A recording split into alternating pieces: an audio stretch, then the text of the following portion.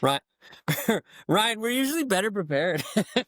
We're Not today. always better prepared. This is the first time. It's because you sprung this on us. Ladies and gentlemen, dear internet, welcome to Kaleidoscope. My name is Rae Liu, and today I'm unexpectedly joined by my co-host Luigi and a friend of the podcast, Ryan. See you guys again. I'll say it again. My name is Rae Liu. I'm what happens when you see too many doctors and go to too many appointments. Savage. Yeah. My name's Luigi, and I don't have a clever thing to say today because I was caught off guard for this podcast. We can be brutally honest on this podcast. But I can say I feel like Ryan's going to be on here again and again and again. Perfect. Just because I feel like we need to. What's the word? I don't know how to say it. We need we got to give a more professionalism. That makes sense. There's always going to be conspiracies to talk about. You have to come back now so that we can be more professional next time. Ryan's our foreign expert. Official? Or I'm a foreigner to you guys. Official foreign expert. That's right. Congratulations. Ryan, we were chatting before Luigi came up. You said you have a few months to your PhD, which is still mitochondria and plenary worms. I have to say this time I feel a lot more awake than last time. Last time I was sleepy as fuck. Like I did fall asleep for a minute or two. I cut it out of the final podcast. You should not be saying that. I'll cut it out of this one too. Or you should say, admittedly, you were falling asleep, not because what we were talking about was boring, but because I just said because I'm not tired. Last time I was overtired. I was over everything. I was so stressed, and I'm much better now. What are you, Ryan? Can you introduce yourself to our listeners? Right now I am looking for a lab, so I haven't really chosen exactly which path I'm going to take for biomedical engineering. Probably something with systems neuroscience. We're currently working in an old-fashioned lab, trying to figure out how the nose works with the brain. But my path is undecided at this very moment, and that's what I'm really focused on. That's what it's all about in the academy. Just wandering. Especially when you get into the graduate years. Yeah, I've recently been advised that graduate years are better than non-graduate years. Yes, true. I said that. It was me. Yes, it was. In our last podcast, Ryan, if you watch it, you'll know. Oh my gosh, I'm busy uploading it as we speak. It is completely uploaded. It has now been uploaded. Goodness. There's a lot of freedom involved, but at the same time, some hand-holding is kind of desired because there's way too many options. I don't know if you're doing it right. Mm.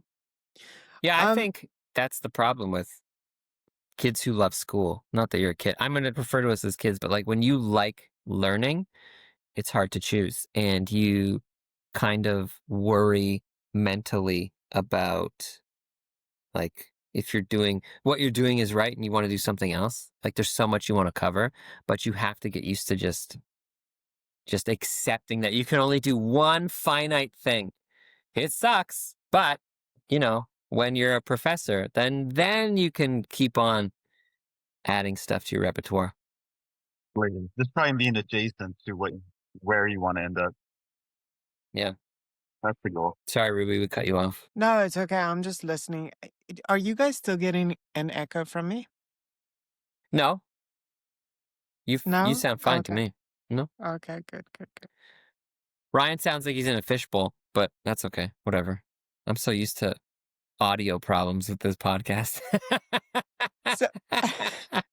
Listen, it's getting better. It is getting better. I mean, I have a microphone. Yeah, it is. But they There removed aux you cords go. from phones because that's obviously no longer needed by phones. So great. Love that. From experience, I can tell you that microphones don't matter. They just fuck Yeah. things up more. Can confirm. Today we are talking about UFOs and what's Psycho what? Cryptids. No, okay, cryptids. Let's bring it on. Wait, I'll look Yeah. here. I have it on my I don't know. Oh, you guys here got we go. topics? Good. I've been really Panpsychism. What is panpsychism? so that I I'm just into gave a it. presentation on that to my last lab I was rotating through. They tend to be very physicalist, very materialist, very anthropocentric with their views because they're working on neurodegeneration, tracking humans and mice as their brain gets damaged, how does the system compensate? And I see an issue. I take issue with that because their models are too narrow. Like if they took a step back and looked at how intelligence exists in all of its embodiments, I feel like they would get more insight into the problems they're facing.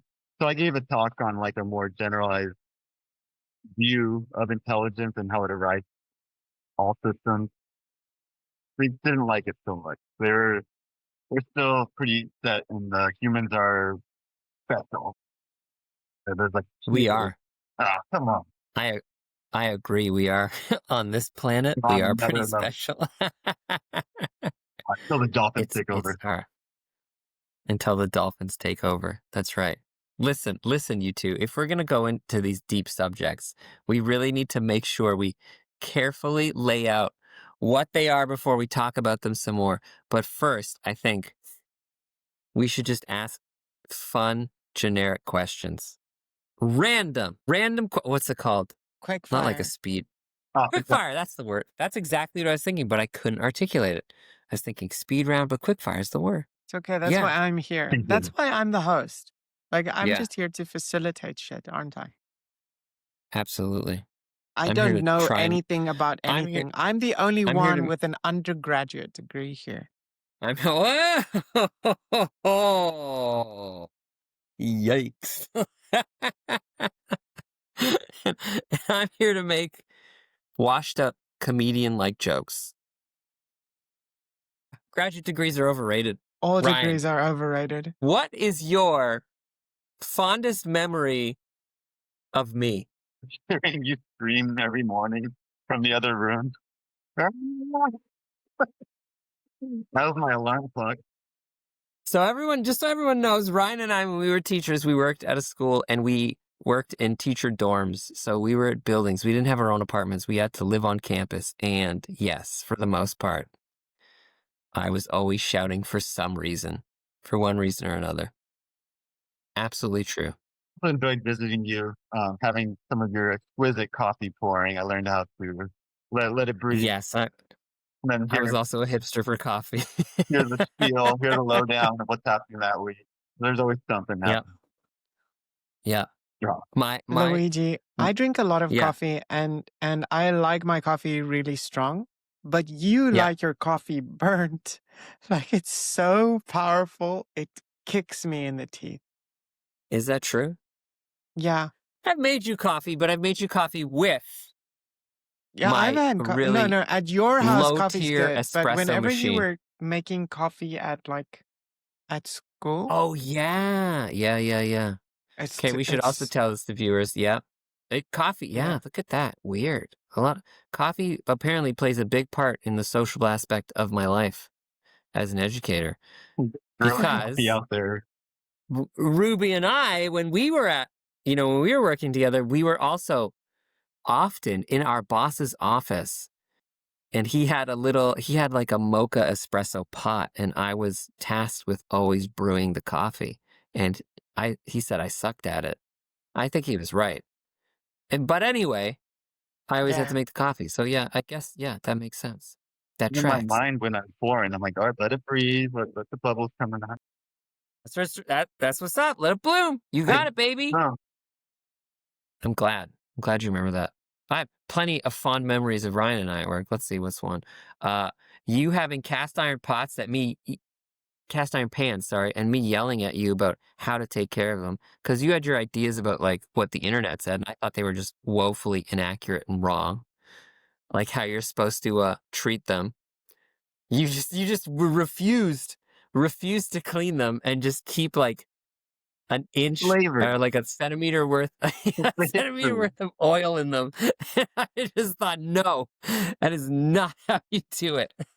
Okay, I have a seasoned pan that I haven't washed since I bought it. It was washed You once should and then okay. seasoned. Let me tell you, everyone's all uppity about seasoning, cast iron pans or whatever. Listen, you can wash them with soap. It makes no difference. The important thing is when you're done washing them or rinsing them or whatever, you have to like heat them again and smoke them. You should wipe all that oil out because if you don't, they will rust. And Ryan never did that. And they were always rusty. What? No. No, The like rust adds flavor. there's no rust. We just wipe it. We wash it with like boiling water. We pour boiling water over it, Yeah. or You like can really scrub hot it. Like water. scrub And the then we stuff have off. Like use a then we have sponge. then we have a scrubber, and we scrub over it. And Yeah. then you take a paper towel and you wipe it clean, and Yeah. then you spray new oil. Exactly. And then you heat it again, right? Till it like smokes.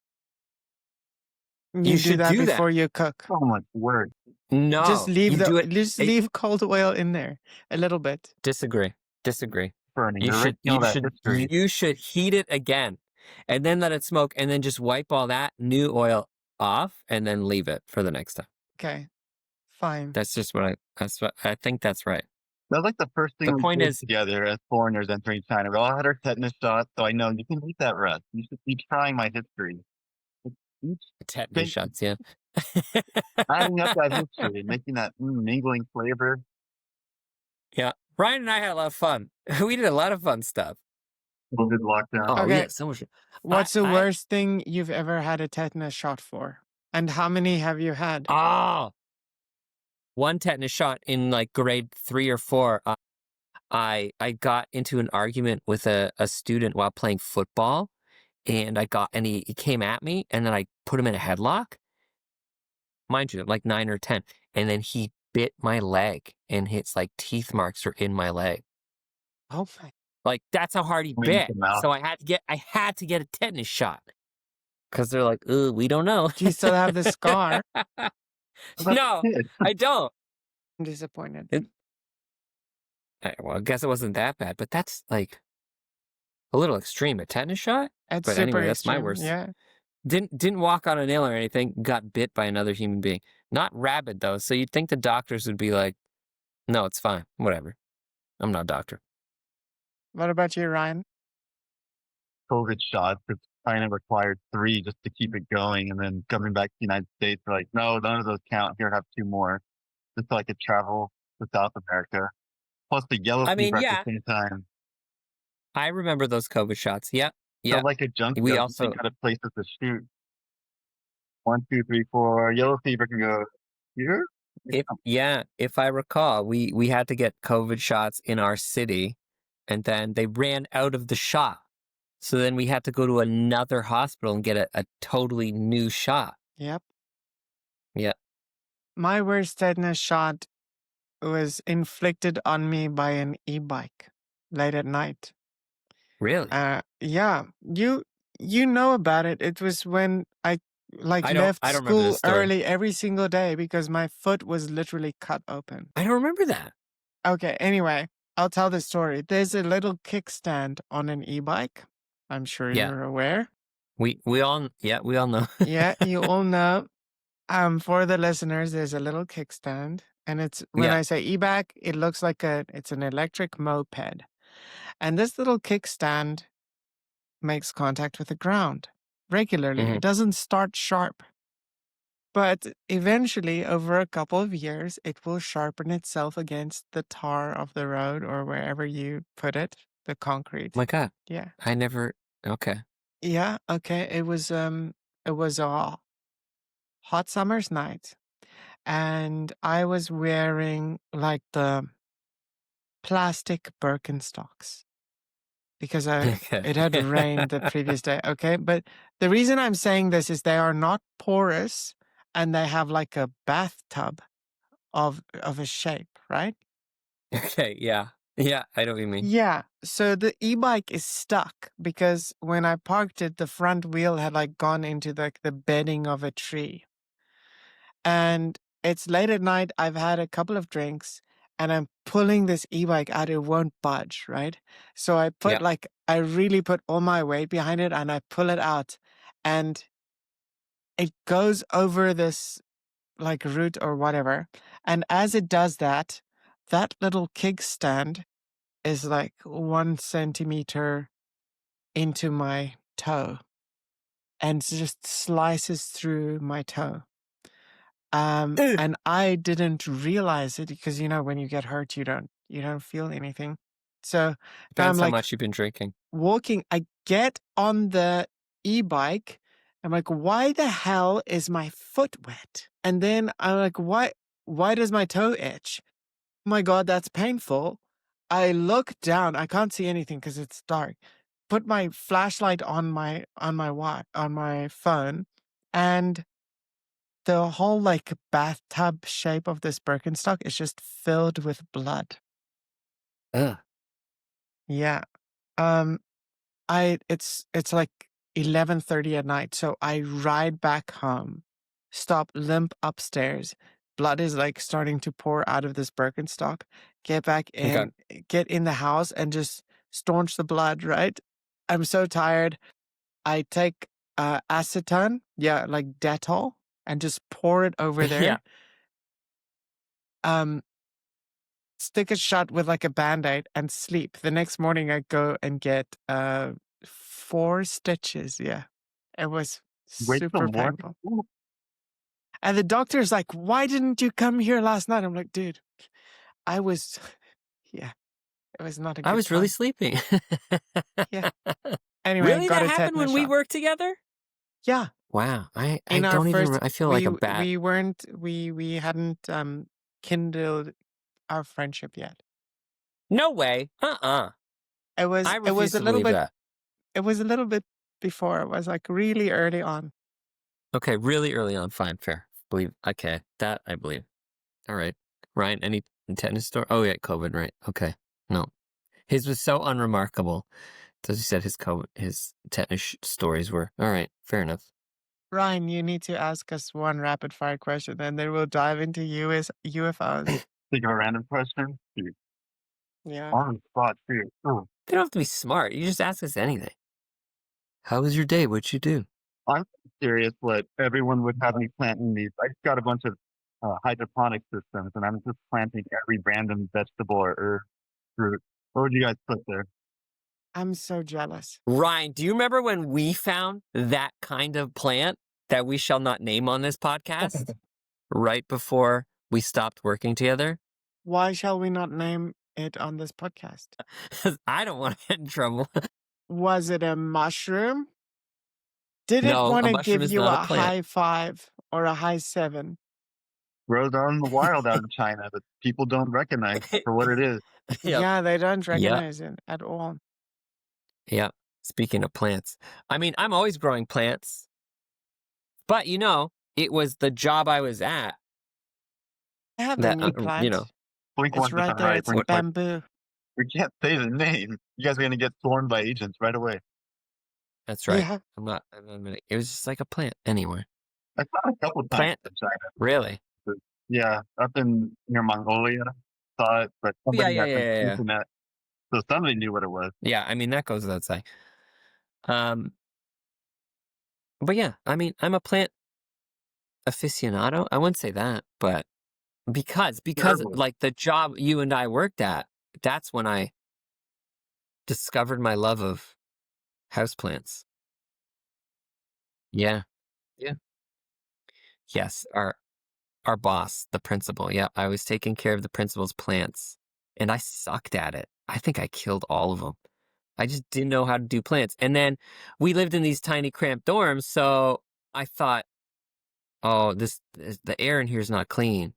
I hear if you have a lot of plants, it'll clean the air. So then I started an obsession with houseplants, and then now I just love growing plants for other reasons. So I've got, I don't know, That's like kind of cool. 40 houseplants. As you know, Ruby. If it Yeah. goes too high, they'll use up all the oxygen at nighttime. They'll suffocate.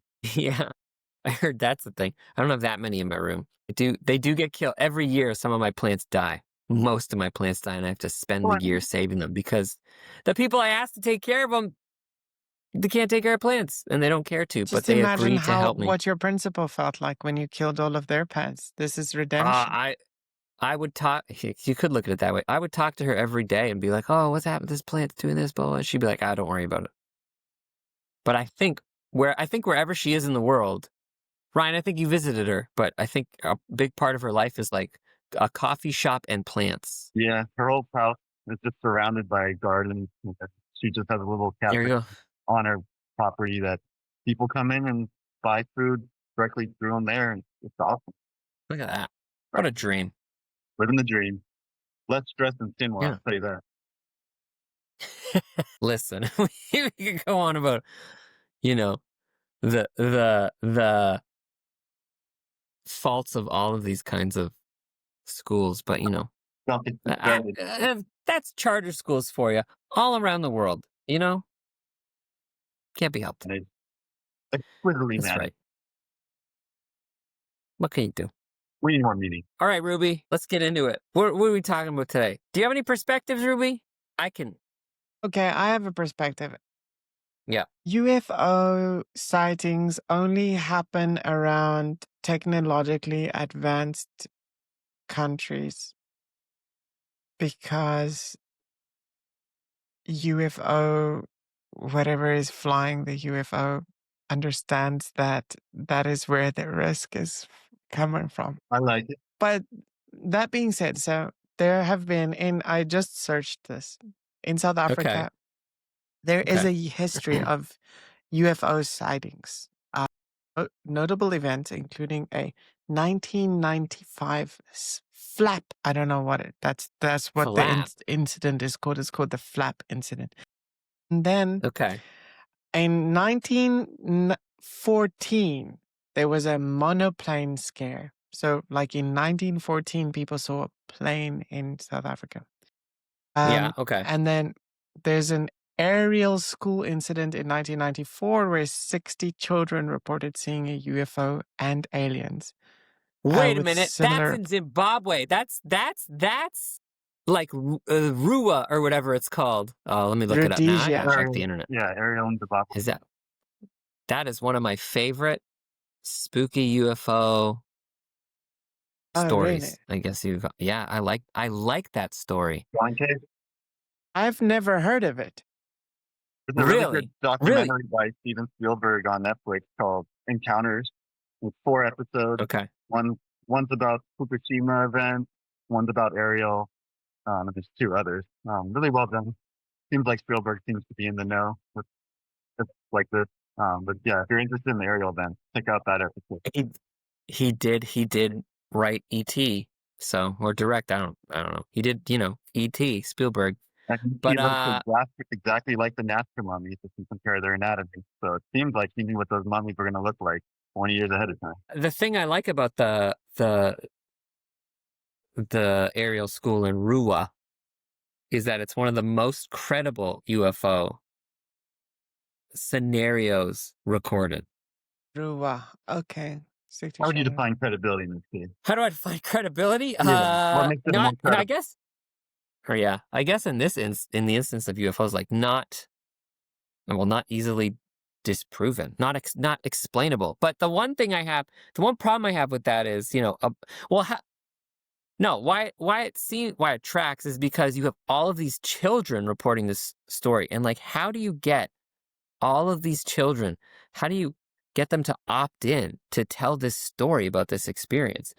The only thing I could think of is that, they were tricked. So, for the viewers, if they don't know this story, a school in the country of Zimbabwe, in the continent of Africa, in a city of Rua, maybe, Yeah. Okay. There was a school and a UFO landed, and I believe an alien came out, and all of these kids met the aliens. And after that, I don't know, some professional came and interviewed all the kids and made a documentary. And the adults never saw the alien.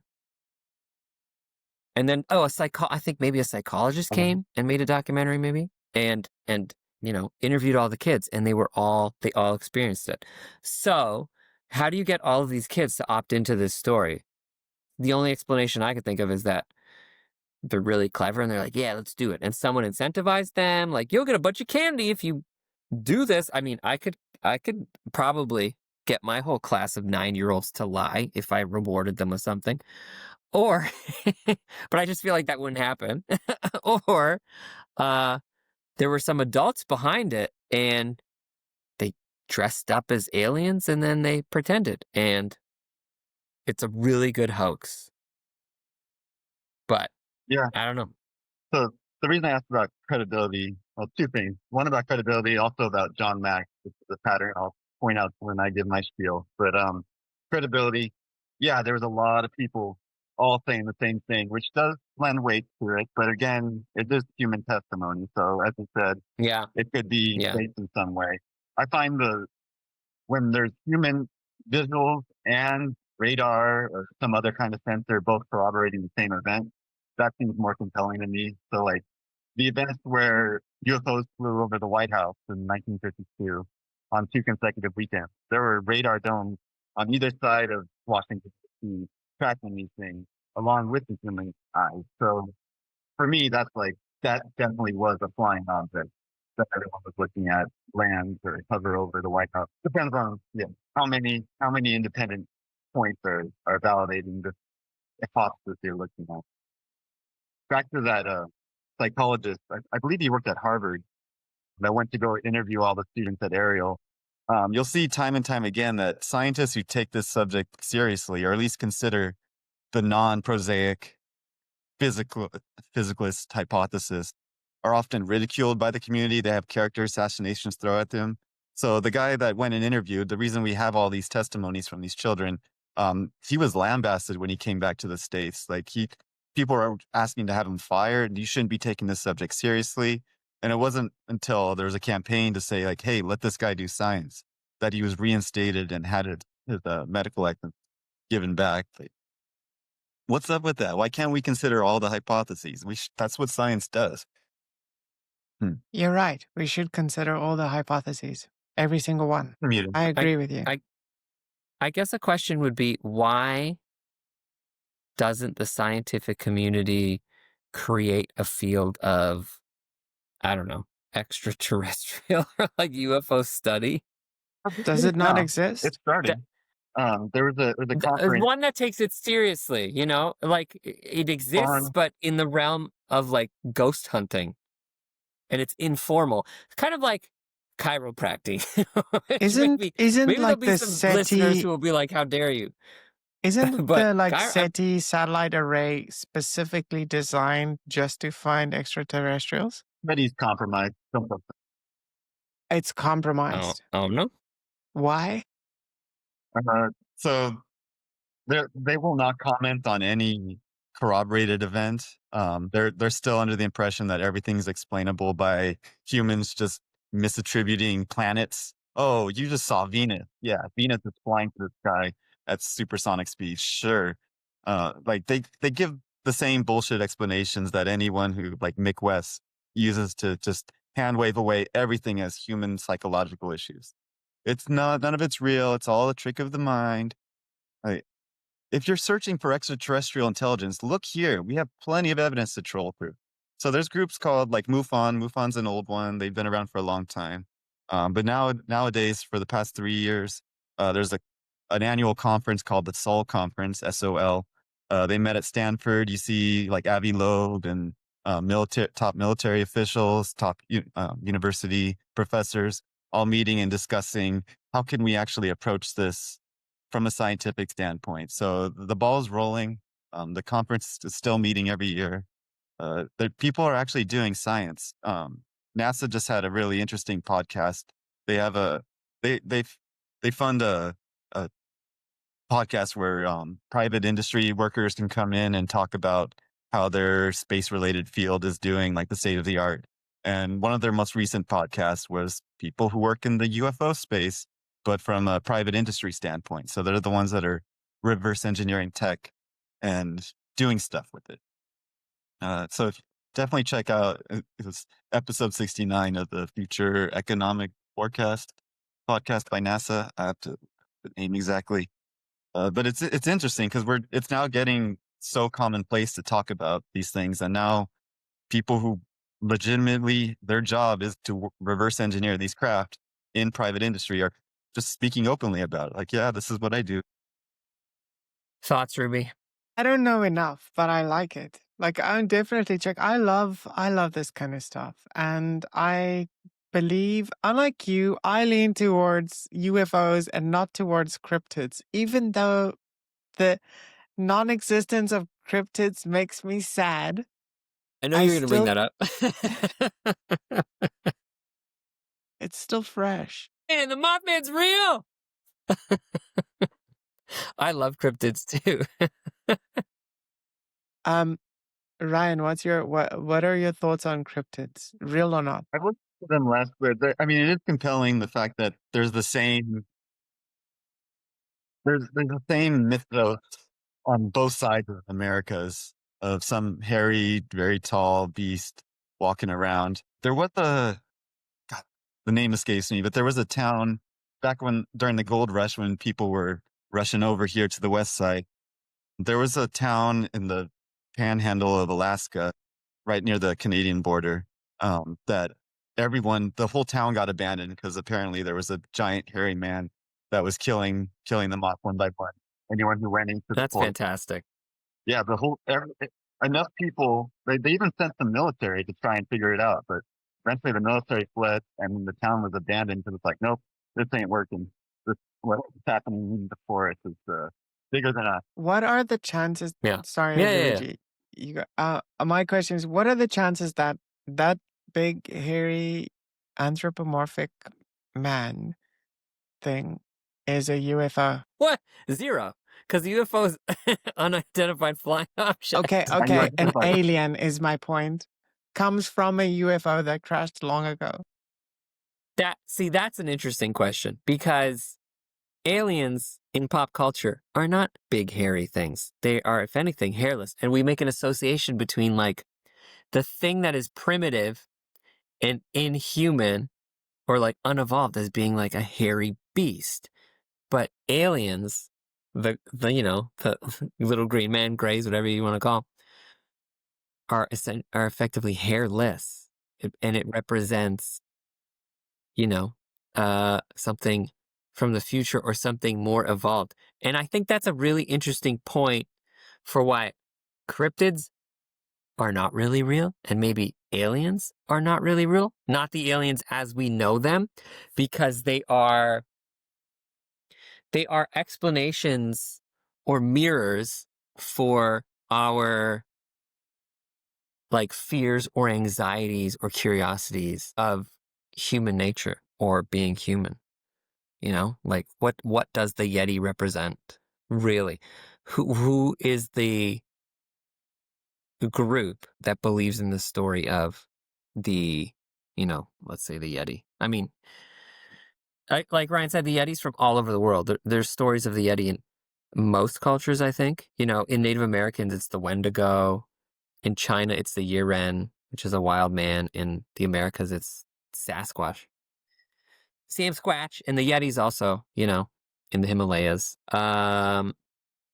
So, I mean, I think Native American lore, let's say, and like the Wendigo is a good example of a legend that, expresses a culture's kind of anxieties about something. Not that the Yeti's particularly real, not that any of them are real, but I think really that's the thing behind it.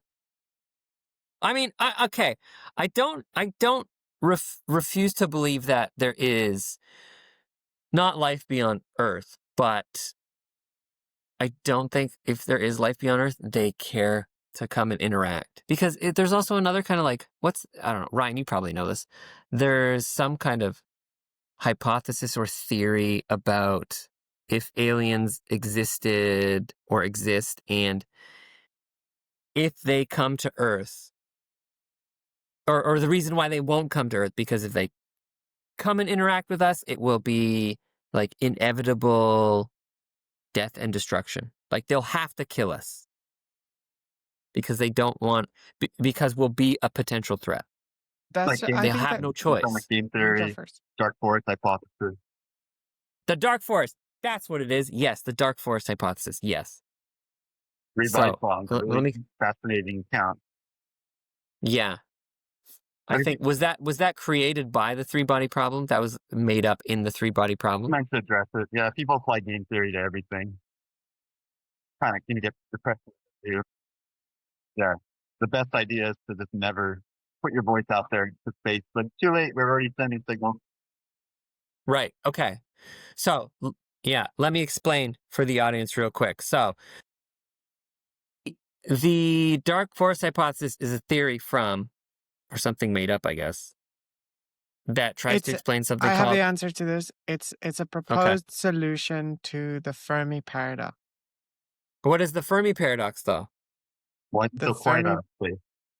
Could there be a civilization Gotta destroyed? explain it. The Fermi paradox is the question of why we haven't heard from any alien civilizations despite the vastness of the universe. Exactly. Like theoretically, the universe is filled with life. Statistically, it is. Yeah. And the dark forest hypothesis comes from the novel, the science fiction novel written by Chinese author Liu. Oh, just like Ruby Ray. Liu Cixin, who wrote the book, The Three Body Problem, or the trilogy Three Body Problem. And it means that, or rather, he compares the universe to a dark forest in that every civilization is a silent hunter in the forest. So we're all, ready to kill. Forest is dark because nobody knows who or else is what out there. No one knows who or what is out there. And that's like the universe. We don't know what's out there, but we assume something's out there. Or that everybody is hiding from each other. Because if we make noise, we could attract attention from others who might destroy us. That would be the most scary first contact signal. Is be quiet. They're out there. Yeah. What? You guys are too loud. Keep it down. Yeah. Shut the fuck. Well, yeah. We are too close to you for comfort. You need to be quiet. I think it's more likely. I want to believe that it's more likely that they have basically a non-interference clause. If they are spacefaring, they allow us to evolve, just like in Star Trek. Because and the reason I think that we have this like dark forest hypothesis is because it's a reflection on human history. Because everywhere we colonize, we rape and pillage.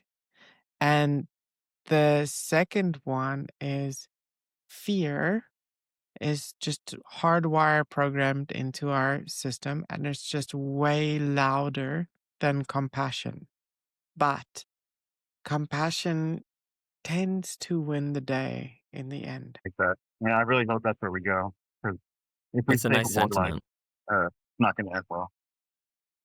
But I believe the reason we haven't heard from anyone yet is because we have, and we're just not the public's not allowed to know it.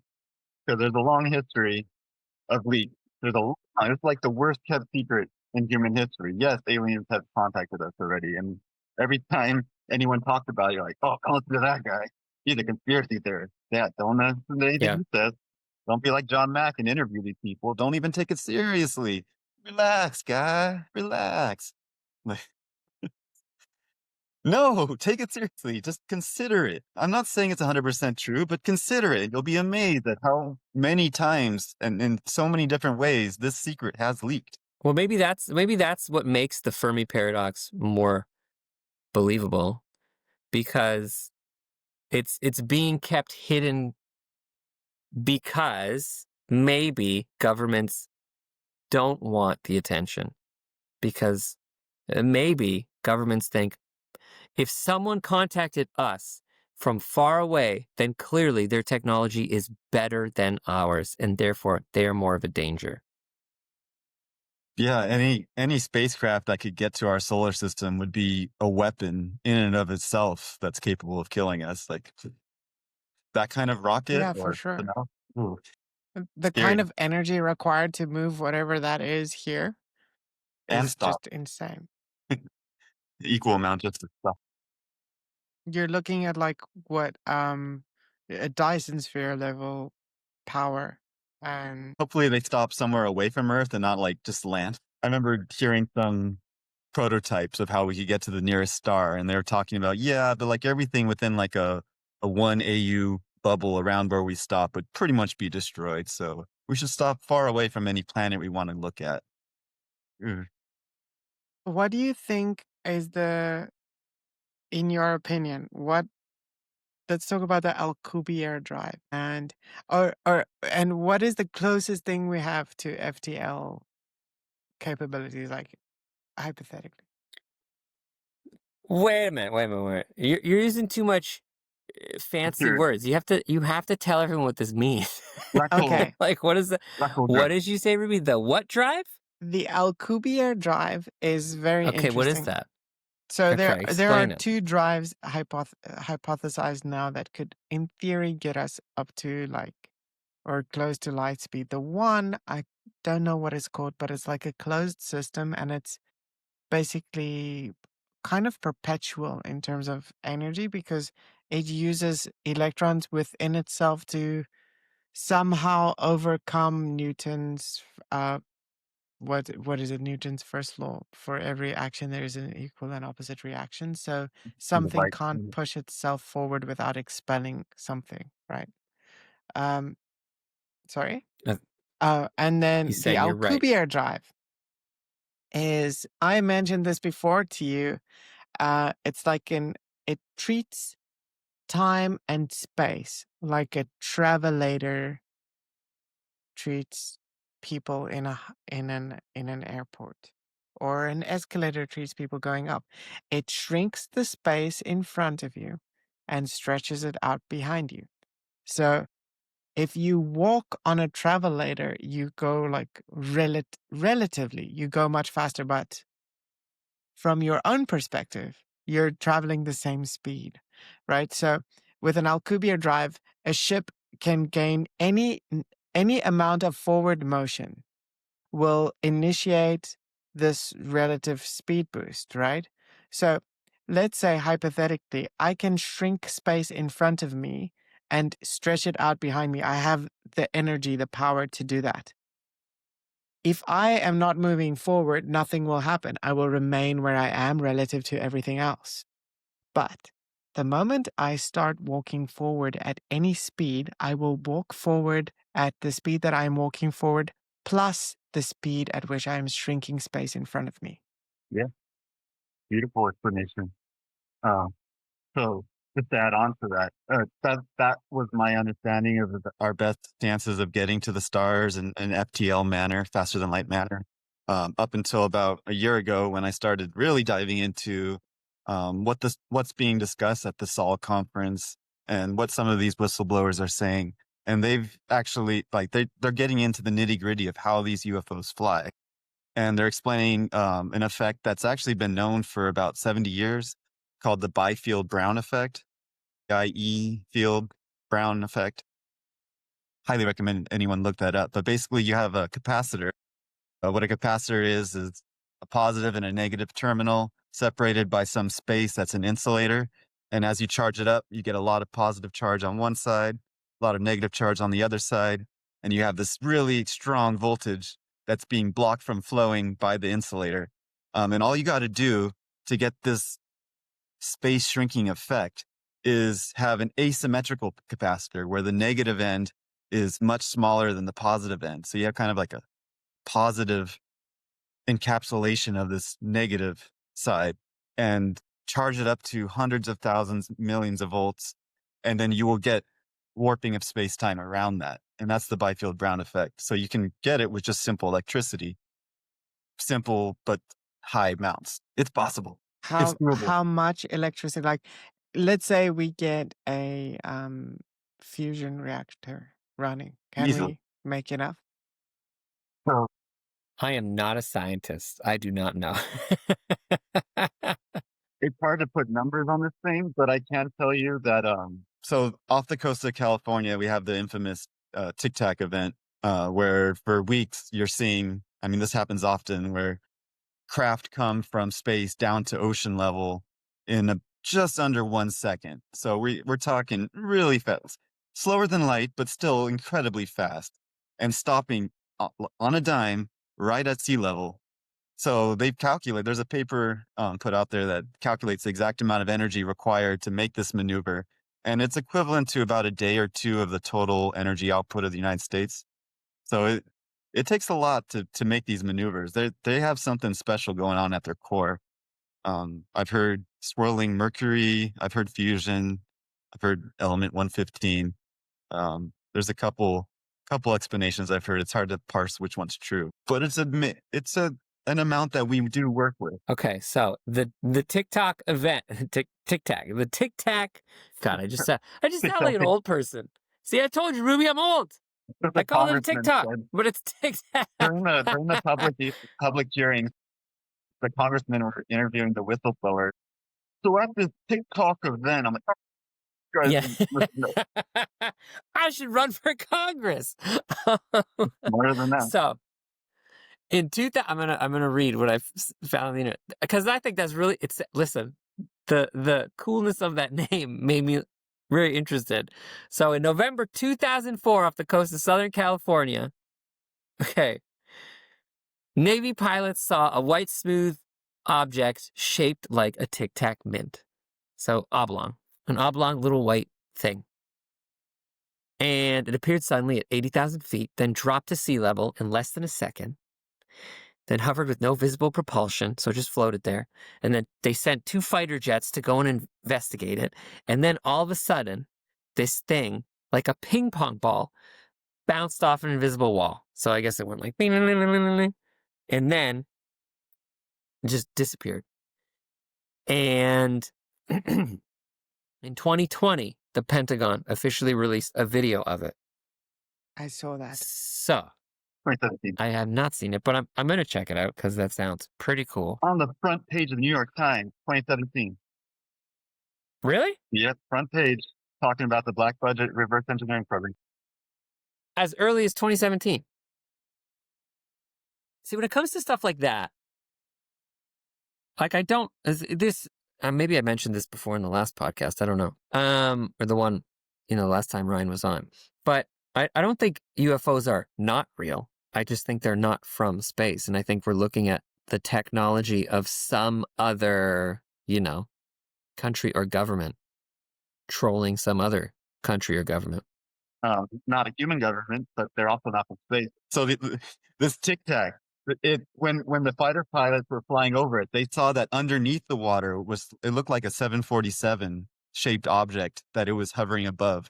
There are these underwater objects, they call them bases, that produce the UFOs, and the UFOs launch and return to these things. There's about 5 or 6 of them, one off the coast of the Caribbean, one off the coast near Mexico. They're really resistant to being tracked. They only really release a heat signature when they're at the surface releasing a UFO. But this is what some of the whistleblowers are talking about. One really infamous story off the coast of Jamaica. We were testing Tomahawk cruise missiles, dummy warhead. We're just seeing the capabilities of these missiles. And there was a frogman, basically a guy who hangs from a rope. They helicopter him out and collect the missile after it's done with its test. They drop this guy down and he's hooking it onto the missile when suddenly the water starts getting dark. Big island-sized dark circle appears at the center of the warhead, and the water starts churning like it's boiling. And this guy freaks out and starts climbing up the rope as fast as he can. And then just the missile goes underwater, and then the whole thing disappears. What is it? So the idea is It's the Kraken. these things have been here. Are they from No, are space? you saying? But okay, but like, I mean, I hear what you're saying, but are you also saying like, underneath the water there's some unknown civilization sending up UFOs? This is what congressmen are saying. This is what whistleblowers are saying. There was a LARP on 4chan, maybe a LARP, maybe a fruit seller. It was like 2022. He posted this really long, detailed account of what's going on. And that his last sentence was, "You'll keep coming back to this post as whistleblowers say what's happening, because this will become truer and truer." And it's true. Over the last 3 years, I keep going back to that post. I'm like, oh, yep, that got released. That got released. So at the very least, this guy knew what the whistleblowers were going to say. If the whistleblowers are lying, he's in on the lie. If the whistleblowers are telling on the truth, he's in on the truth. But what he said on 4chan has just rung truer and truer every time something new leaks. And he says there are these platforms that exist under the ocean, and they're the source of these UFOs we see. They make these There was things. a movie. There was a movie about this, wasn't there?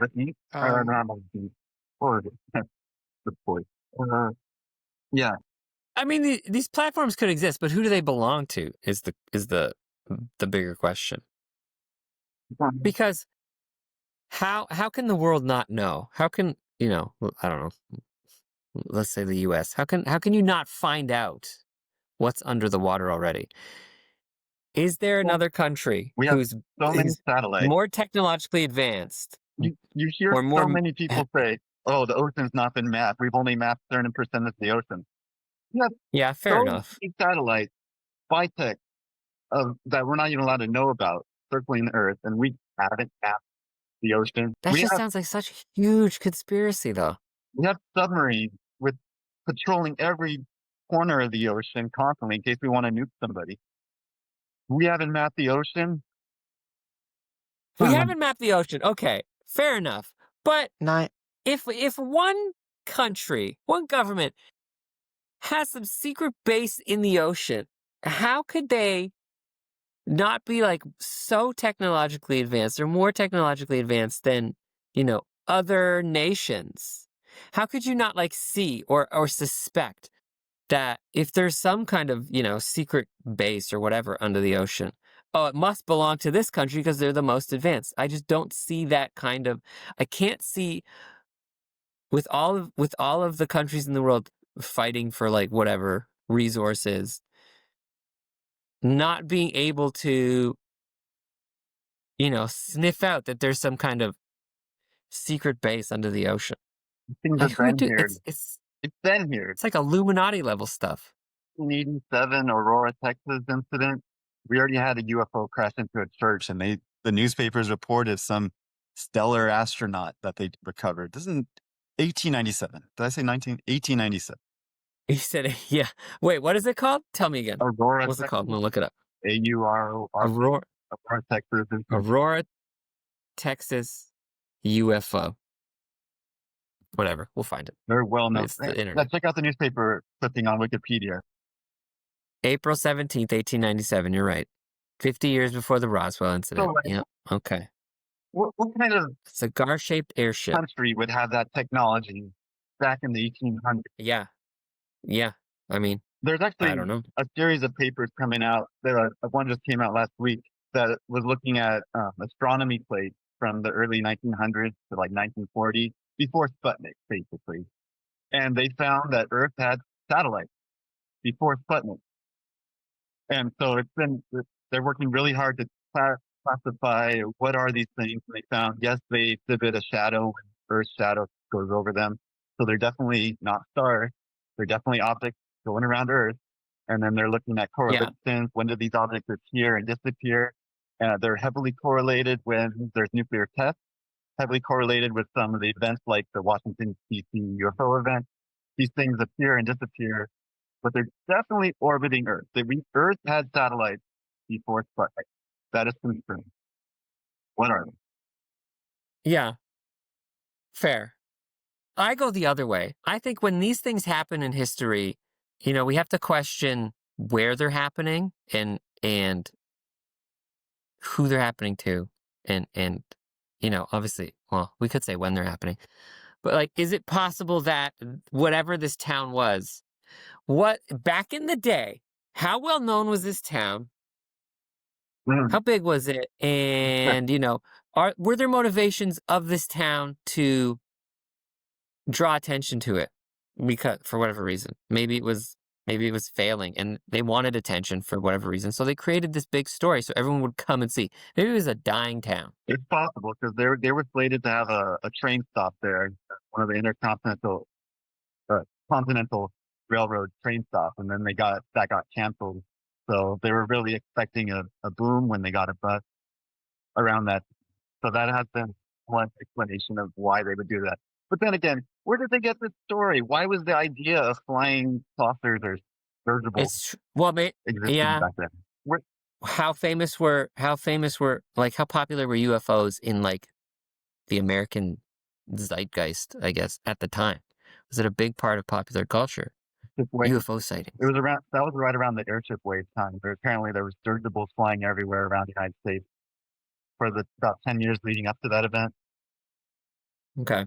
Well, there you go. That's Talked something. to my grandma about it. She said back in the 30s, she saw some saucers flying around New York. Have we talked about our experiences with flying saucers? Did we talk about that in the last one? You had experience? Nope.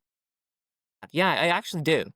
I still don't believe it in, like, I can say I remember an experience of when I was young. I know. Me of all people. But I do remember one.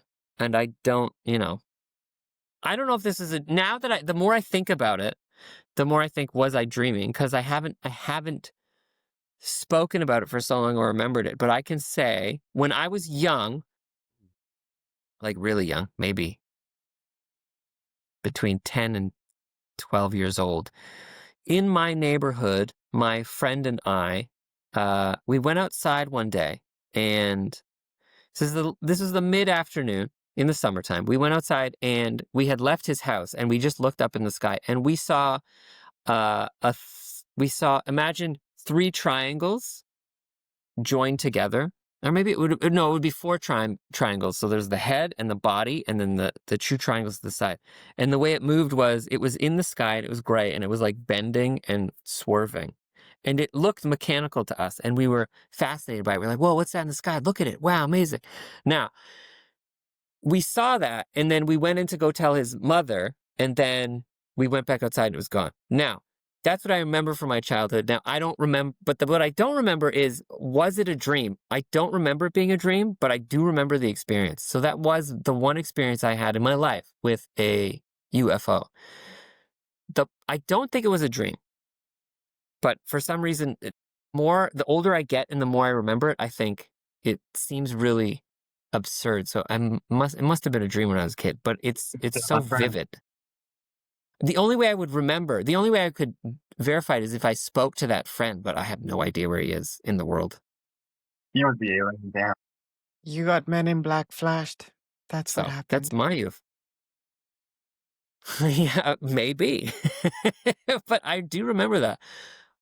I'm like, that's my childhood neighborhood. I still, when I go back home, that's where my mom lives. So I know the exact house. I could stand in the exact same spot and look in the exact same direction. That's how well I remember it. So that's why I don't suspect it was a dream. And then I suspect it was a real experience. But still, I don't know. What was it? Hard to say. A very strange shaped thing. Yeah, it was hard to say. It's a very blurry line between UFOs and cryptids. Like if you look at Skinwalker Ranch, they see UFOs all the time, but they also see Bigfoot walking around with her. So it comes in a very broad spectrum of observables, and only now have we begun to actually classify them. There's a private company called Skywatchers that has been trying to group them based on category, like the 4 5 observables: no sound, instantaneous acceleration, bright lights. Forget the other ones. Oh, ability to cloak, I think, was one. But yeah, there's like 9, 10 categories based on shapes. So you got the triangular shaped ones. Triangles seem to be really common. I always liken it to 3 points of contact is the most stable. You can't balance on 2 or 1, but once you have 3 points, you're able to balance. Seems to be the simplest, ideal way of moving. Yeah. I hope it was real, Luigi, because you'll finally be. I am a believer. I just don't think No, I believe in UFOs. I just don't think aliens from like other countries have from come to here. visit us. They're smart dinosaurs. Not other countries, Luigi, other planets. Oh, did I say other countries? Yeah. Are you Sorry. an Well, yeah, alien? other planets. You think planets are... This is I why am you're from the just trying to future. perpetuate the... I watch a lot of Star Trek, where the future is very civilized. Who watches more Star You Trek? hope they- You do, Ruby. You nerd. Ruby, I do you have have any UFO experiences? none. But Really? that's because I already believe. I don't need to be convinced, I'm So sure. you're saying because you believe, you don't need to be convinced. It's not about that. It's just about experiencing something. I'm not Yeah, trying to that's not how convince belief myself. works, right? No, of course. Now, I wish I have seen UFOs, but I have not seen a UFO. I think I'm always looking at my phone. That's the problem. They're all Look, around. don't look at. Yeah, yeah, UFO sightings are fewer and fewer nowadays.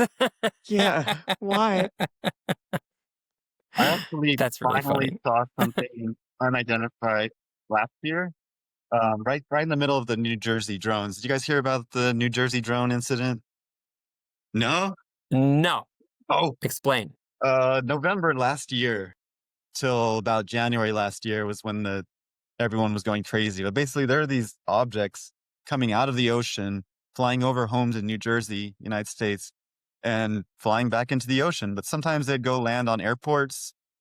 They'd fly over military bases, and everyone's complaining, like, why aren't we doing anything? What are these things? FAA said we have no idea what they are. The government at the time said they're probably some foreign actor, but we can't confirm that. And we just allowed them to land at airports, shut down the airports, and they just could go over our military bases. We wouldn't attack them.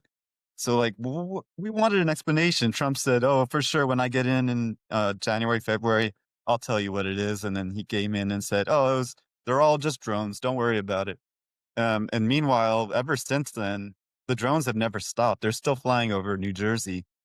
And I was up just north of New Jersey at the time, and I saw from the I'm kind of looking up at the sky at night, but I see an orange streak go from the top of my vision all the way down to ground level over about a second.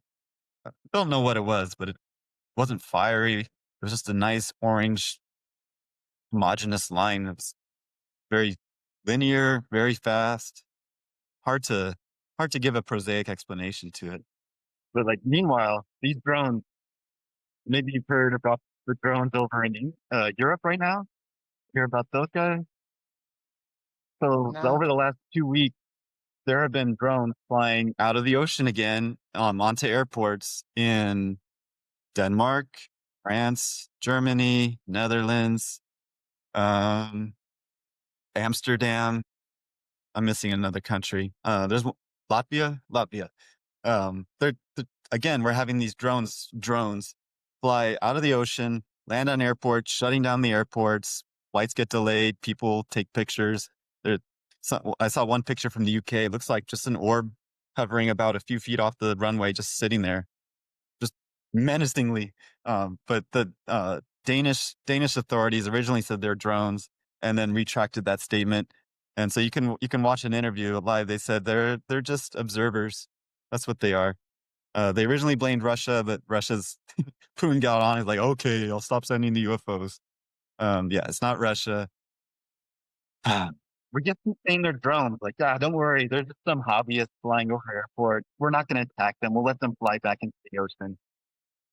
Does It's seem pretty infuriating that this convenient. news is happening all around the world and people don't get to hear about it. Like, they're here. They're interacting with us. We just don't get to hear about it. We pay attention to the news and the news tells us what to think. Here's what I think. Now, I take a more pragmatic approach. And governments are saying, oh, they're just drones. but I think the government's doing that because they want to avoid panic. So there's a good possibility, not that they're, visitors from another planet, but that they are, technology sent to do whatever, spy on other countries, practice some kind of military, whatever. And governments know this, but they know if they tell people, it'll cause a whole bunch of other problems. So, I mean, when you're in the government, what do you want to do? Do you want your citizenry to panic, or do you want to make up a lie to keep them calm? Sounds like Because if conspiracy to you me. can, well, it sounds like a more reasonable conspiracy. Even like the drones in, was it New Jersey? Was that it? Was that what you said? New Jersey? I'm trying to check in my notes. Anyway, the point is, it's the same sentiment. Like, there's this technology that is from an enemy. They don't want the country to know, because then what happens? It'll just cause panic. Uh-oh, what happened? Am I cut off? Are you guys hearing me? No. I'm trying to think about how to respond. Where is It's Ryan more though? believable. He's stuck. He's been abducted. He's Oh gone. no! I figured they took him away. They said, Yeah, he'll be they back. said, He's back Ryan, already. you know the secret. I You hope can leave we now. didn't lose his. Oh, there we go. You're back. They couldn't stand him. Interesting. I just got completely removed and it said upload complete. It's the government. It said upload complete, did it? Yeah, Okay, good. that was interesting. Yeah, That's I didn't push any buttons. It just said, all right, you've spoken enough. We don't want to let them know. The drones are just Yeah. gone. no. I It agree. says I agree. you've been on 99 completion rate all the way, so that's good. Congratulations on your That's quick upload. why we have a government. It's to ensure social stability. So that would be their job. It still doesn't explain why we don't attack them for flying over our military bases. If it's Russia, then we should be defending ourselves. If it's ours, why the hell are we shutting down our own airports? We're just causing panic. Well, because it's kind of like governments are good at playing dumb to other governments. They don't want them to let on, so they'll play stupid. They have to be more cunning. I find that's usually how people, or rather, You got it's to usually think how about who is it. espionage works. So yes, it's happening to most of Europe and the United States. So you could point the finger at Russia, but that doesn't explain why we're not attacking them. Well, I think, okay, so there it could be governments, but I think maybe in that instance it could also be just like a bunch of people with drones They're coming out of the ocean. You who can are see them coming out of the ocean. How do we know they're coming out of the? Nobody sees them come out of the ocean. Yeah, They might that's look. Skywatcher. So we have a lot of UFOs have been seen along the East Coast too. So Okay. especially New Jersey. They so we have literally see them Skywatcher come out of the water. Come out of the water, go fly over airports. They like airports for some reason, and then go back Okay. into the water. Then in that case, I do believe it is like other governments testing their military technology. And we'll just let them. Yeah, go ahead and test with our military bases. It's okay. Don't lie you for think you. it's a better? Don't you think it's a better idea for governments to say, yeah, let's make them believe that we're dumb enough to think they're UFOs, and then and then our enemies are going to think they've got, the advantage. That's another angle, that aliens did visit us in the past, but now they're just being used by governments to explain their tech. Aliens don't really want anything to do with us anymore. Here's what I think. Again, yes, life does exist outside in space, but in the past, UFOs or whatever had to do with places wanting to grab attention for whatever reason, and then it became people wanting to grab attention for whatever reason, because they're bored maybe, and then the possibility of governments wanting to have a one up on other governments testing military technology. That's what I think. But There's probably a lot of all of those, right? It would be advantageous for a government to utilize the fact that aliens exist. Yeah. for their own cover. So yeah, the answer is probably all of the above for sure. So how about I guess. 3i Atlas? Have you guys heard of 3i Atlas? No, Three Atlas comet flying through our solar system right now, interstellar. Is there an interstellar comet flying through our solar Okay. system right now? I'm not sure. Third interstellar object that we've ever detected, Supposedly. It's interesting. I say comet, but like as a scientist, we deal with uncertainty. We lay all the hypotheses on the table and we assign percentages to each of them. So we see an object flying in space, 99.999% chance it's a comet or an asteroid because that's what the rest of the objects we observe are. But then as we collect more data, we refine our percentages. And this comet, really weird. It's displaying none of the properties that comets normally display. For example, it's interstellar. So we've only seen 3 objects ever enter our solar system from outside of our solar system. It's entering at a really interesting angle because, all right, you got your solar system. I'm going to draw it this way. We're all orbiting the sun at the center. But we travel this way through the Milky Way. So the object actually entered from the center to our planetary orbit. So it's like it got shot straight from the center of the Milky Way to our solar system instead of being in the path of us flying. Wow, that's very interesting. And somehow, not only did it have this really interesting path, but it also has the perfect path to pass by 3 of our planets. So it passed by Mars already. It's going to pass by Jupiter. It's also going to pass. Oh no, shoot. Keep talking. It's okay. And it's going to pass by Venus. So it seems to be on a cruise, a tour of the solar system. Really low probability that an object from outside of our solar system happens to be in a path that's within our orbital plane, basically, so that it can actually check out our planets by flyby. So that's another interesting thing. You've probably seen comets with tails. Got the sun. As something flies past the sun, you'll have a tail pointed away from the sun at all times because the solar wind is blasting stuff off of the comet. For some reason, comet, and keep calling it comet because it's still probably a comet, has a tail pointed at the sun. So it's as though a flag is billowing into the wind instead of with the wind. Like there's no wind in space. There's solar wind. The sun is constantly setting stuff off. So that's blasting stuff off the comet and making a tail. But this thing has an even bigger anti-tail. It's got stuff flying off of it towards the sun. How is it ejecting stuff like that against the wind? I don't know, but it just recently stopped doing that. It's right now just flying behind the sun out of our view. And of course, that's right when the government shutdown is happening. So we're not getting any data from NASA or ESA. It's really graining pictures. Apparently, Congress got an emergency update about this when it was first discovered. I don't know why they had to have a meeting about a comet with the Congress. But there's other properties that make this comet, call it that, interesting. For one, it's green. It's glowing bright green. Normally, when we look out in space, if you see some metals, they're always mixed, right? You don't see like one metal and not others.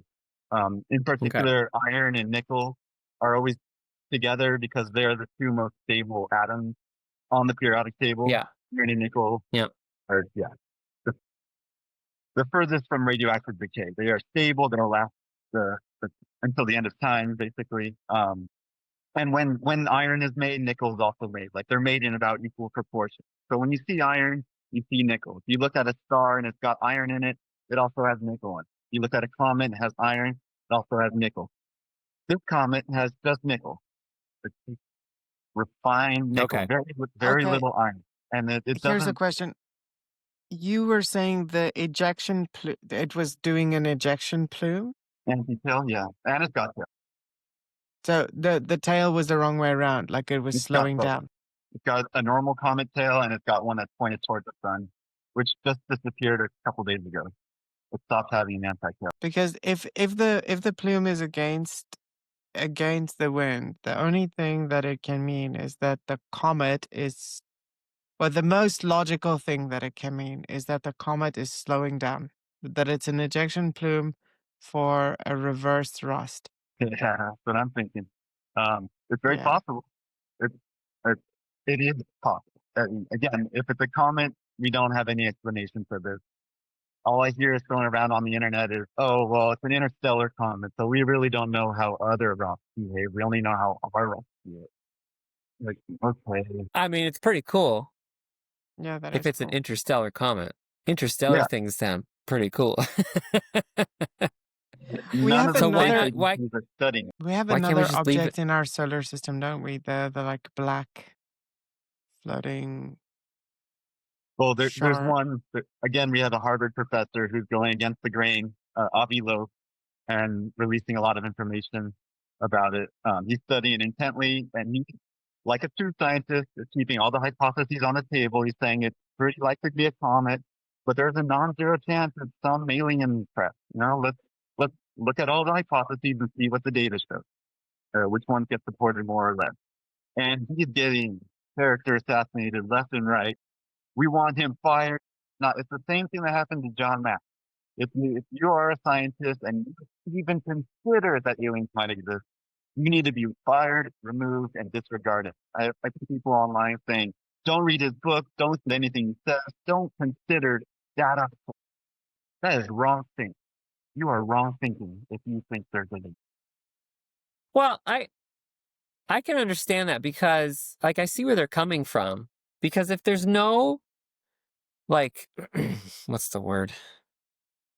I don't know. If there's no real, like, I don't know, faculty of study for these things, you have this person who is going out on their own and doing this research and then publishing without other peers to scrutinize it, then you do risk a lot of misinformation and even disinformation. So I can understand why they'd be like, nope, don't believe them, get out of here. We're not ready to make that a field. Like, that is his job. He looks at objects in our solar system and classifies them. He's a comet and asteroid researcher. So his papers lay down what is it, what are the characteristics, and he says it's most likely a comet. But he also says, like, this is very interesting displays, and if it were a craft, this is how the data would fit that hypothesis. And so it's what we should be doing. It's now that we have these whistleblowers coming out, we should be stepping back, looking at things holistically, like, okay, if these whistleblowers are what they're saying is true and aliens are real, how does that support this hypothesis too? Like, holistically, how does all of this data come together? It's not just, oh, we have this object in space, let's just look at it in isolation. No, there's a lot of lines of evidence all pointing to this hypothesis that we are not alone is true.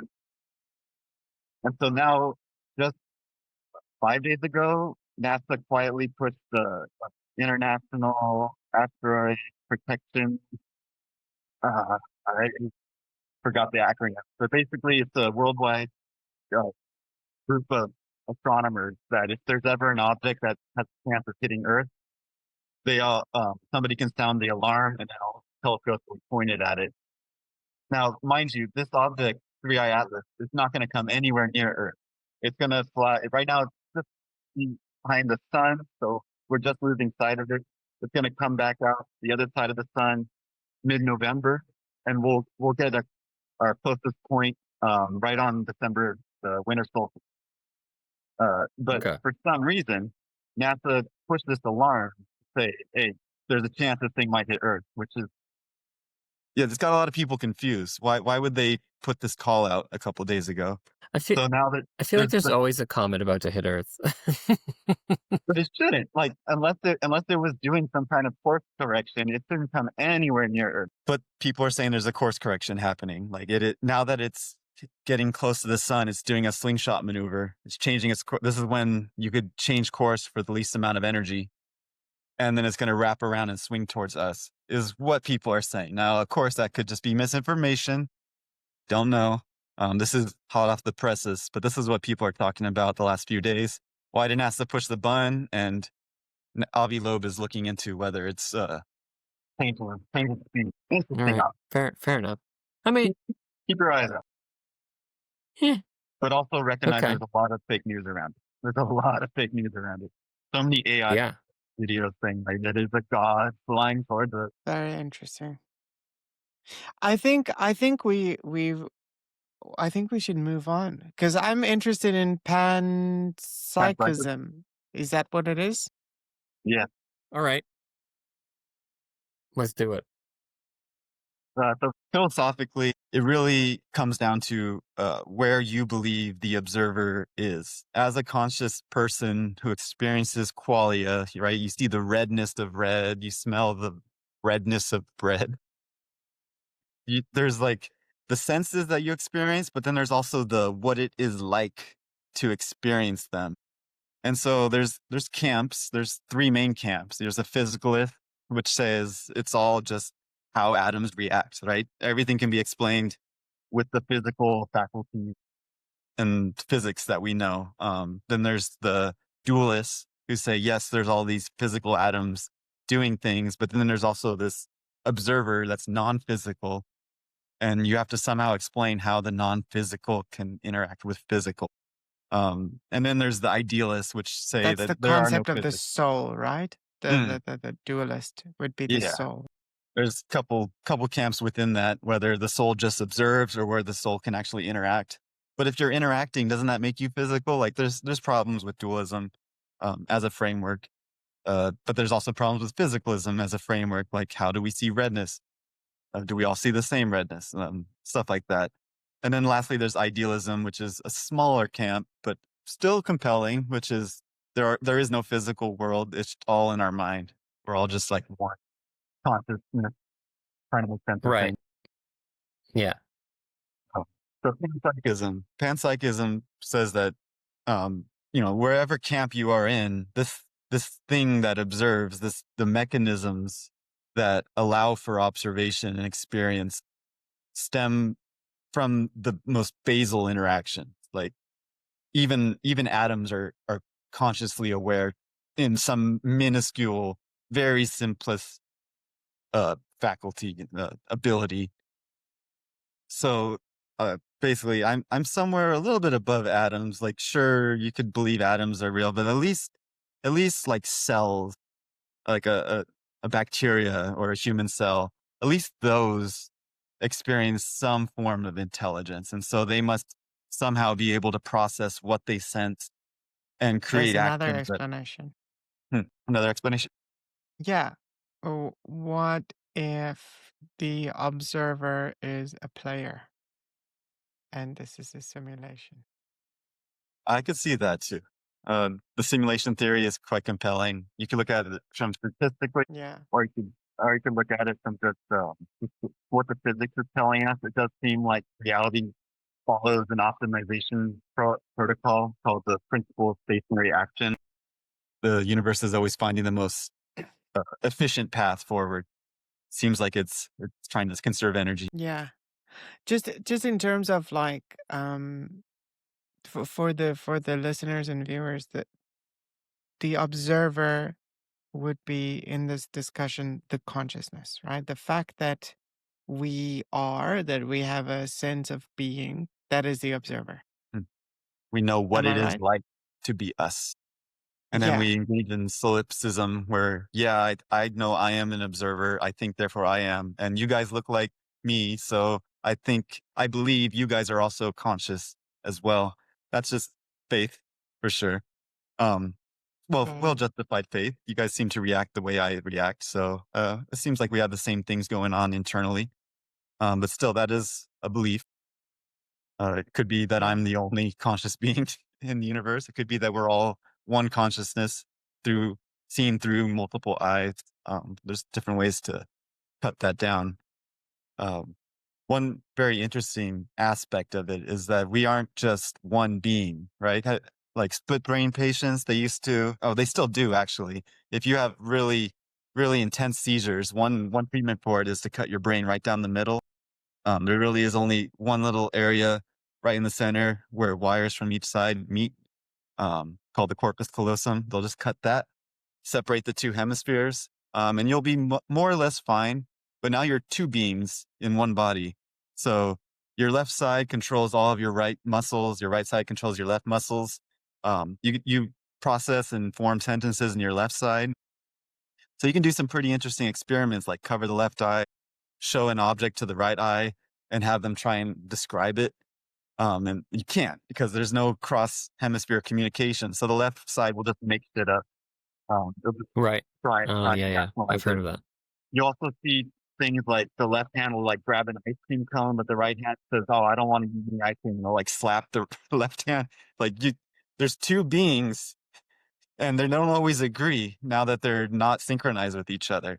Um, but you see this in even That's more really extreme fascinating. cases. Like if I were to donate my heart to somebody, they have a 70% chance of gaining my temperament as well. So like my overall emotional states and response patterns get donated with my heart. That seems to be a local thing to the organ.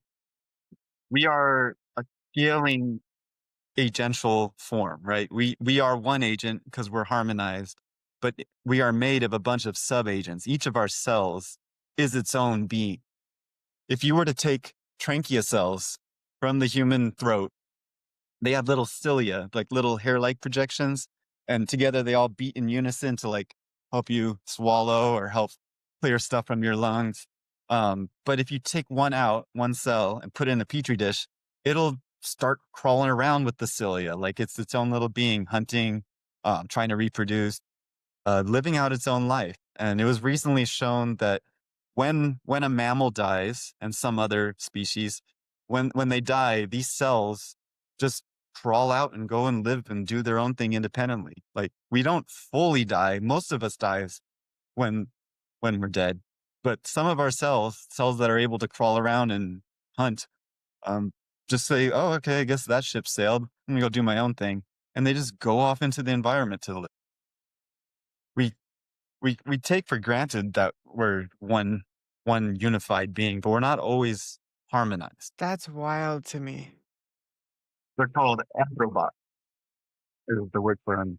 Anthrobots, and there's also the xenobots, which were taken from frogs, I believe.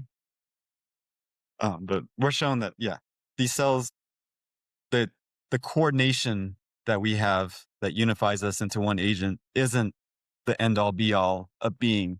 We are more of a democracy, right? You might be an alcoholic and you really want alcohol, but part of you saying, like that gut feeling saying, "No, I shouldn't drink."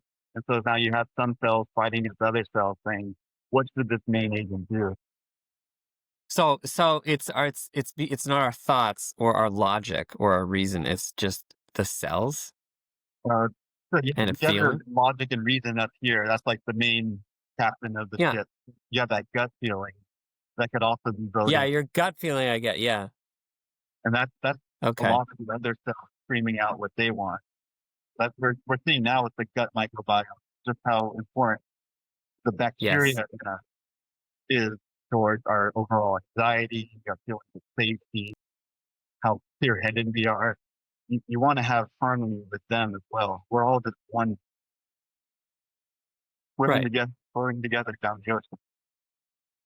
Okay, I have No- a little side question for that, I guess, is these cells aren't really screaming out. So what are the cells doing that are making you have those feelings? I know exactly what you're talking about, because today, I hate to admit it, I was out with my friend and he wanted to go out for a drink. I didn't want to go out for a drink. And I in my body, I felt like, ugh, I know what that's going to feel like. I don't want to do it. And yet, when I was with my friend, I still did it. But like, I knew the feeling. So like, what is that? Just memory recounting what it feels like to drink alcohol and the bad experience? Or is it my cells? And if it's my cells, what are the cells doing exactly that makes me feel that way? Like, what are they producing? That's a very good question. Like each cell is able to form its own model of the world. It can relate things it senses with expectations of what's going to happen. So it starts sensing your intention to drink, and it has a model of, well, when alcohol comes in, this is what happens to my homeostasis. I get slapped around, I get damaged. I vote no. And so there's ways it can vote no. It can release stress hormones. One very, very big pathway is the vagus nerve, which connects your gut to your brain. They can release neurotransmitters that stimulate. The bulk of your serotonin is actually manufactured down there. It's still not shown exactly how much of that serotonin makes its way to the brain, but it is a feeling of safety and a feeling of comfort. And when you don't get that, you kind of get that anxiety feeling. Stress response, cortisol, serotonin, vagus stimulation. There's a lot of ways that the gut-brain axis allows two-way communication, right? So like your brain is about 5 pounds. Was that like 2 kilograms for you metric system people? But if you were to take all the bacteria, like scrape it out of your intestines and weigh it, it's about the same weight as the brain. You got about 2 kilograms of bacteria. That's wild. They're voting too. Yeah, that's cool. Yeah. Where do you end and others or the environment begins? Is that bacteria inside you the environment? Is that you? The bacteria on my skin, it's not me, right? But inside me? Inside me, I think, like when I think of let's say your microbiome, I think those are just like little critters not related to you that you have to feed so they don't cause you stomach upset. But I know that it can't be, you're right, there's got to be a deeper connection, because if they affect your mood, how connected are they to like your emotions? Like that's because you still recognize them as like being separate beings. Like how can they have that kind of influence? That's insane. It's like some weird hive mind kind of stuff. Yeah. And what are cells? Because cells operate independently in your blood cells, right? Or your immune system. It operates as an independent system from you. It doesn't. One blood cell looks super intelligent. What prompts obviously your immune system has a response to like what is not. It's like this independent police state, right? Or in your within your blood. But why? Why does it do that? And why do they die when you die? Or is it that when they die, it's not that you die, it's that they die. You're so like your ego's so big that you think it's you, but it's really not. Calling me a narcissist? It's your cells. No, I'm just speaking in general to that question, because why don't they go on living after you're dead? So really, it's like they are the ones in charge, but they've convinced. But your perception is you are the one experiencing all this. You are in control, but maybe not. It's all these things acting. A lot of them are anoxic, so they can't like leave your body, even they'll hit oxygen and die immediately. They had a good thing going by living inside you, but unfortunately, when we pass, they kind of go to. But that isn't to say they don't live on through progeny, right? Like when a mother gives vaginal birth, the baby gets coated in her bacteria, and it's been shown that this is a very important step to prevent like immune problems later down the line. Yeah. So these bacteria do have a way of continuing as well. At least part of them, like being passed from mother to child, so down the line. You did think of a really interesting study looking at what happens when death occurs. There seems to be a certain ensemble of bacteria that don't normally live in us, or at least not in any appreciable amount. But no matter where you are on Earth, this same group of bacteria takes over and rots you, decays you down. So even though they're not native all around the world, at least we haven't ruled that or found that true yet. There seems to be the to me same that makes moving, to me that makes more that makes perfect sense to me. As far as I'm concerned, like that's bacteria's job is to like eat things and break them down. Yeah, but where do they come from? If they're not native, why do they take over when you die? Like, where do they come from? It's not that they take over. They just help break it. Come on, are you kidding? We're just you can't escape the filth. Is that what At the some point in our UFOs are existence, delivering? They enter. Full circle. Love it. Bacteria bombs. It's actually one of my Exactly, favorite conspiracy bacteria theories. bomb. But it's The everywhere. It bacteria makes are the perfect aliens. sense. Yeah, That's I've true. heard that. Yes. Absolutely. No, that What's I the believe. YouTube channel I mean, Kutzkagan?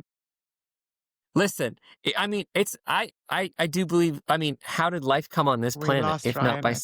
some, bacteria that came from space on some rock, and then that started life. Panspermia for sure. So, are we? I mean, I guess we're the aliens. But at some point in your life, bacteria enters your body and it stays there. Your No, microbiome. we What? are a collection of aliens. We are not the aliens. We're just a Like I collection said. of aliens. Okay. Yeah. Okay. Yeah. We sometimes finds of bacteria that have entered your body at some point in your history and set up camp and exist. And, the idea is for us to have a healthy gut microbiome. So the majority is the stuff that is beneficial to you. But there are other ones there that just will always exist. And they're not meant to be there, but they exist and they have another purpose, or they're opportunistic. And when you die, for example, the ones that eat you are there and they're like, it's party time. He's done. Everyone, like, the other good ones die with you. And so those ones are still around. They're like, nice, let's party. And then they eat you. They're just laying and waiting, It's actually one of the reasons why antibiotics are being pushed out, not just because of superbug resistance or the encroachment of them, but the fact that when you take an antibiotic, it's like carpet bombing the neighborhoods inside you. Like Yeah. most antibiotics are general. They'll just wipe out all of the species, or at least most of them. And so you just leave all these broad swaths of open land for just anything to colonize.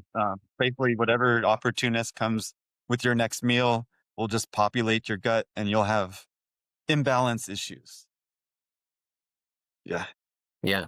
That can Antibiotics take a should be taken long, if responsibly. not forever, to fix, right?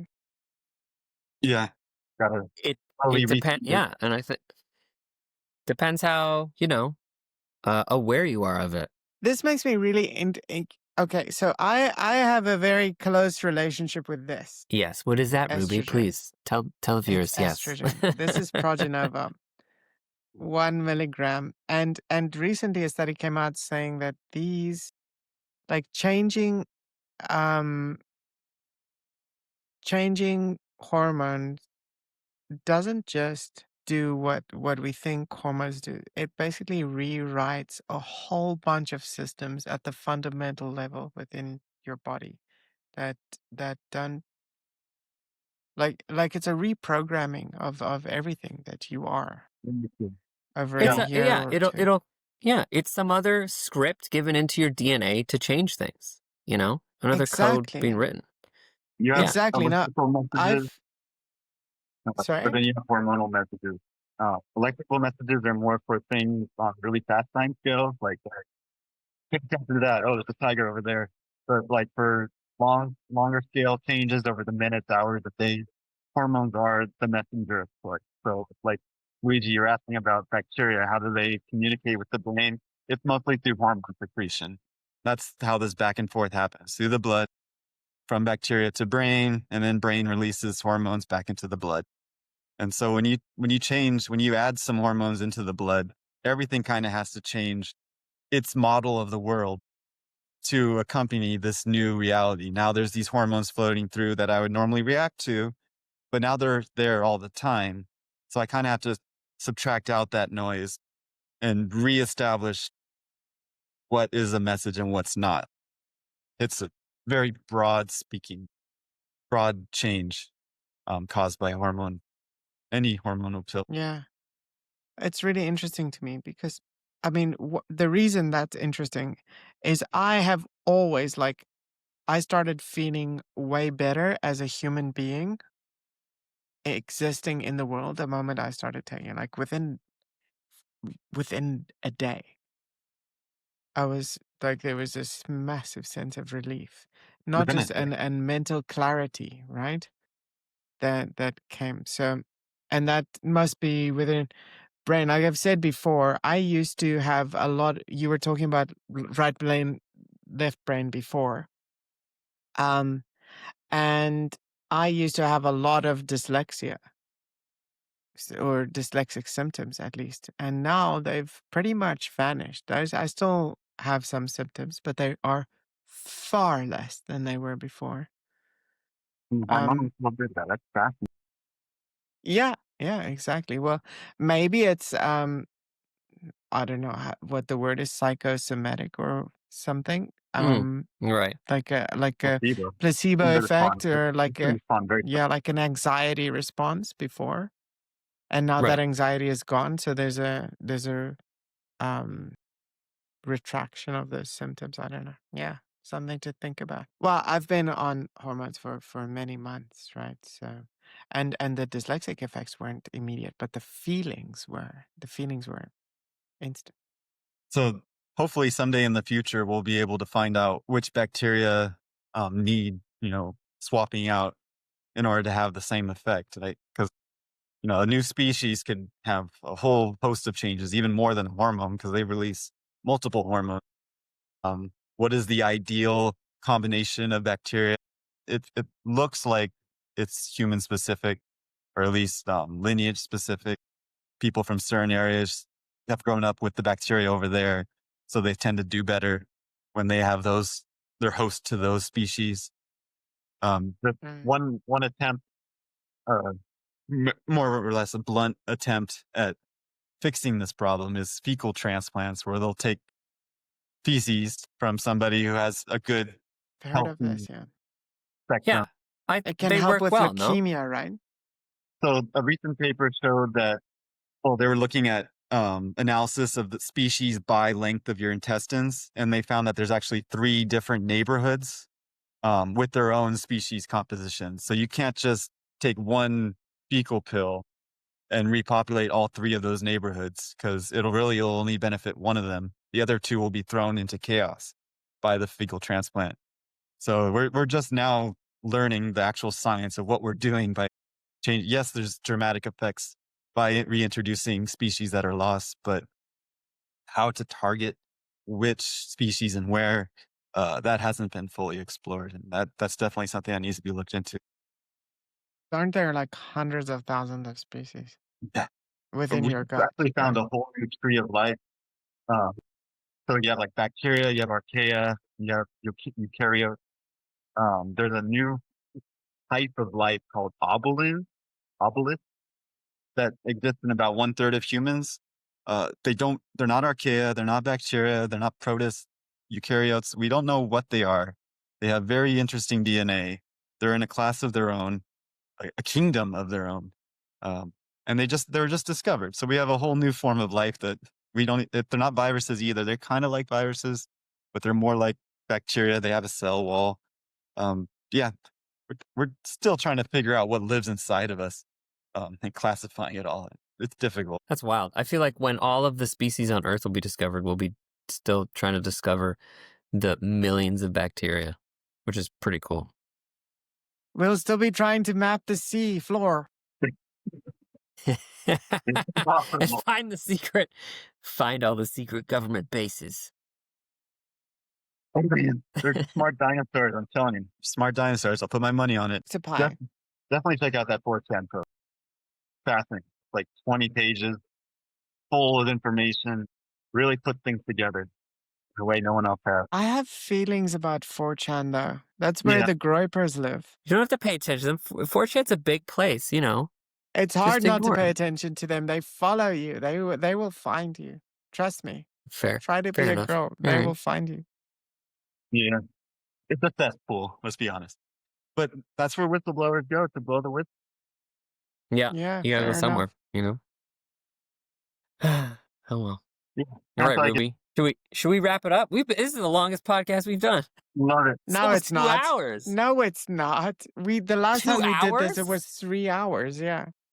Oh, No way. Yeah. The longest one I've done is 4 hours, but it gets edited Oh, down yeah. to, yeah. Yeah. Well, no, I I have feelings about. I don't like AI. AI stinks. Okay, AI sucks ass. It's the worst. And I have two We have things that I want to say listen. about it. I use AI to edit because I think that's what AI. That's where it should end. This program that we're recording on, it transcribes everything that we say into text. Yeah. Then it Yeah. uses an AI, a generative text model, to dissect the meaning and decide which are segments, which are ums and ahs, and I can edit by highlighting text and deleting it, and that will edit the video. So that's extremely useful. Yeah, Right? So nice. AI can edit the video. But you know what? 2 or 3 days ago, oh shit, what am I saying? It was Friday. Okay. Yesterday. Yesterday. I saw this prompt on, or it was like a silly thing on Discord saying, what would, like, just as a like note for you, what would your mythical creature be?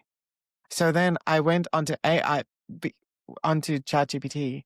It has all of the transcripts from all of the Kaleidoscope podcasts so far uploaded into a single project, right?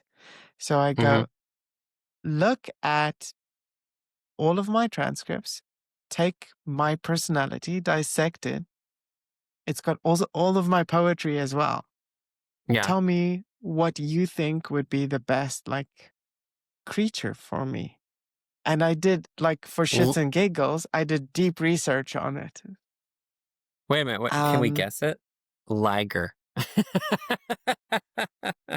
Jesus Christ. No, not a like. Why? Okay. Why liger? Because I keep growing and growing? Because I have Down syndrome? What? Because he's just a magical being. You just have magic. It's known for its potency and magic. Liger is not even remotely known for its Half a lion, potency half a and fucking tiger. magic. Bred for its power and magic. the dual fin mermaid that Starbucks uses as its mascot. No, that no. But wait, I Okay, want what to is say the thing. What it does is it goes going into, like, doing these deep research into, like, reflection for and the phrasing it used for one, I don't remember exactly what it said. It was narcissistic reflections. I was like, what the fuck? Like, you're supposed to Narcissistic affirm me. Jeez. Reflection. reflexes? Oh, reflection. Reflection. Yeah. Anyway. Yeah. The thing that it came up with is a mirror moth. It doesn't exist. I told it to do two. One is a phoenix, which is kind of cliche, which is existing, right? And the other one is new, based on the lore from my book and blah blah blah. A mirror moth. Okay. A mirror moth is a mirror species that moth. exists, yeah. But this one is reimagined to be, like, magical. It sounds cool. Yeah. Okay. I like AI. I like it in all aspects. I know people are like, oh, yeah, it's so bad because it makes art. Who cares? Let it make art. It's not that people can't make art. It's not that AI is bad. It's the people that might exploit AI. But listen, and Ryan will attest to this. Yo, I love Sora and all the zany AI stuff it creates. I've been sending Ryan hate it. It's JD destroyed the Vance internet. memes. I love it. I love that someone is like, make JD Vance, I don't know. Here's the problem. Like riding a skateboard down a big hill. It's freaking hilarious. Who is controlling AI? Right now it's okay because you can make that of JD Vance. Yeah. But Great. it's also not okay. It's also destroying the internet. It's Why? destroying... Because young people don't have technical literacy, so they can't tell No, you can truth from literally reality. go on Twitter and just watch bots argue each other. Entertainment, whatever. Listen, if you're dumb enough to do it, by all means. Why get upset about that? There's now more bot traffic on the internet cynical. than human traffic. Yeah, okay. Yeah. So when you put it like that, I worry about that because I know how much energy the internet uses, And if it's just robots polluting our earth, then yeah, I say it's a problem. Yeah, the internet there. But otherwise, you know? Okay, fine. It's completely destroyed. It's destroying a human connection. And hopefully this podcast is going some way to trying to fix that. I like it. I don't think Um, AI's destroying human yeah. connection at all. I mean, Disagree. I'm sorry I couldn't Already be here. destroyed. I trained an AI model to respond how I normally would respond and put him on this podcast. But I will contact the real Ryan and let him know how the podcast went. Yeah. I've seen that. I don't know, there was a professor who got tired of answering emails, so he just has an AI auto responding to emails for him. I mean, hey, that's great. You know, what did professors use before AI to respond to emails? They used You're teaching assistants. Like, let's be real. Come on. That's it. They even use teaching think- assistants to mark your papers. No, I think AI has its uses. As a generative text model, AI is useful. Yeah. And I just think that AI should, whatever it is, it should be relegated to the purview of being a tool to assist you to create something. I'm okay with people using AI to achieve CGI, right? But I'm Yeah. not okay with someone using AI to create a video from scratch. Because I think then, like, and then taking credit for that, like going, oh, I created this thing. No, you didn't. You don't know any of the skills that went into creating that. They curated it. But you Oh, know, fuck off. that kind Like- of rhetoric has existed for the last 15 years. I remember when I started hearing, I'm a curator. Oh, curate this. Pick and choose and take credit for it. I see no difference personally when it comes to AI and that getting dynamic. blurry. Getting blurry. Yeah. Okay, Yeah. you're not wrong. I see the curator angle that you could argue, but I don't think it's valid. Because Okay. you haven't curated, like you didn't go out and choose it. Something else went out and Just choose it. because That's like me. nobody. No, that's like me Nobody gave me the going into opportunity. your house and saying, Yeah. I curated this. Well, it's like Because you're the I'm boss here and you're now. telling your little minions to do the work. Oh, do this, but it was ultimately your idea. You know, they just did what you. They just, it's like using a calculator. Ryan That's it. has thoughts. It just reminds me of a certain someone you used to work for and that I still work for. Doing kind of the same thing. I use Well, AI. Every guitar combination's already been played. We're all just remixing remixes at this point. Isn't that kind of what Yes. AI That's is? true. That's true, I think, for Yeah, the most part. Everything's just every form of art rides on the laurels of an older piece of art, I think. That's It's true. not truly creative. Originality So, like, is non-existent. Only authenticity remains. That's the human condition. Hey, you're looking at it from a panpsychist viewpoint. We're all the cells. This society we're forming is one team. whoa. Big brain, dude. Cosmic brain. We're learning over time. We're taking old thoughts that happened and we're expanding upon them. Over time, Yeah. we're getting smarter as a True. society. I hope. Literacy rate falling. And at the same time. Yeah.